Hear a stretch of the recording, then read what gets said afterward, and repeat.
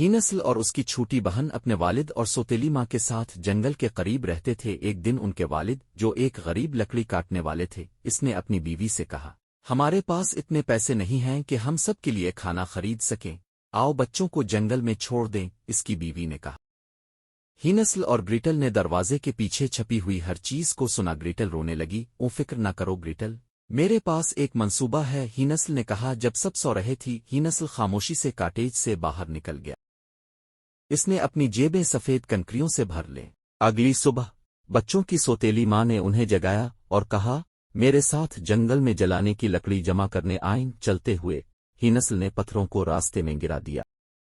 کچھ دیر بعد وہ جنگل کے بیچ میں پہنچ گئی۔ ان کی سوتیلی ماں نے ان سے کہا، جب تک میں جلانے کی لکڑی جمع کر لوں یہاں انتظار کرو۔ ہی نسل گریٹل ایک درخت کے نیچے بیٹھ گئے۔ وہ تھک گئے تھے اور جلد ہی سو گئے۔ جب وہ جاگ گئے تو اندھیرا ہو چکا تھا اور ان کی سوتیلی ماں چلی گئی تھی۔ گریٹل خوفزدہ ہو گئی، ہم گھر کیسے جائیں گے؟ وہ رو پڑی۔ میرا ہاتھ پکڑو، ہی نسل نے اس سے کہا۔ ہی نسل اور گریٹل نے چاند کی روشنی میں چمکنے والے سفید کنکریوں کا پیچھا کیا اور گھر کا راستہ تلاش کیا۔ ان کی سوتیلی ماں انہیں دیکھ کر حیران رہ گئی، لیکن ان کے والد خوش ہوئے۔ اس رات ہی نسل نے دوبارہ اپنی سوتیلی ماں کو اپنے والد سے انہیں جنگل میں چھوڑنے کے بارے میں بات کرتے سنا۔ مجھے کچھ کنکریاں جمع کرنی ہیں، ہی نسل نے سوچا، لیکن اس بار دروازہ بند تھا اور ہی نسل باہر نہیں جا سکا۔ اگلی صبح سوتیلی ماں نے بچوں کو روٹی کا ایک ٹکڑا دیا۔ ہی نسل نے اپنی روٹی کا ٹکڑا اپنی جیب میں چھپا لیا۔ جیسے ہی وہ جنگل کی طرف چل رہے تھے، اس نے راستے میں ان ٹکڑوں کو گرا دیا۔ جب وہ جنگل کی گہرائی میں پہنچے تو ان کی سوتیلی ماں نے کہا، یہاں انتظار کرو جب تک کہ میں جلانے کی لکڑی جمع کروں۔ لانگ واک سے تھک چکے بچے پھر سو گئے۔ جب وہ جاگ گئے تو اندھیرا ہو چکا تھا اور ان کی سوتیلی ماں چلی گئی تھی۔ ہی نسل نے روٹی کے وہ ٹکڑے تلاش کرنے کی کوشش کی جو اس نے پہلے گرائے تھے، لیکن اسے ان میں سے کوئی نہیں ملا کیونکہ پرندوں نے انہیں کھا لیا۔ ان لوگوں نے گھر جانے کا راستہ تلاش کرنے کی کوشش کی، لیکن وہ گم ہو گئے۔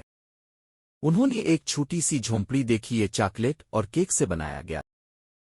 بھوکے بچے کچھ چاکلیٹ توڑ کر کھانے لگے۔ اچانک گھر کا دروازہ کھل گیا۔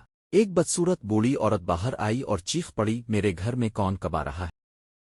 جب اس عورت نے ہی نسل اور گریٹل کو دیکھا تو وہ چیخ پڑی، وہ یہ تم ہو پیارے بچے، اندر آ جاؤ۔ تو غریب بچوں کو یہ معلوم نہیں تھا کہ وہ بوڑھی عورت دراصل ایک ڈائن تھی جو بچوں کو کھا جاتی تھی۔ وہ چاکلیٹ کاٹیج کے اندر گئی۔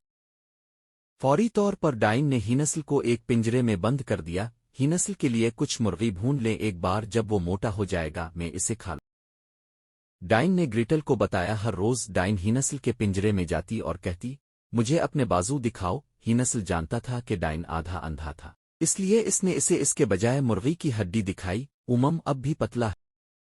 جادوگرنی نے سوچا، آخر کار ڈائن بے چین ہو گئی۔ اس نے گریٹل سے کہا، میں آج ہی نسل کھاؤں گی رے، چیک کریں کہ تندور گرم ہے یا نہیں، مجھے نہیں معلوم کہ یہ کیسے کرنا ہے۔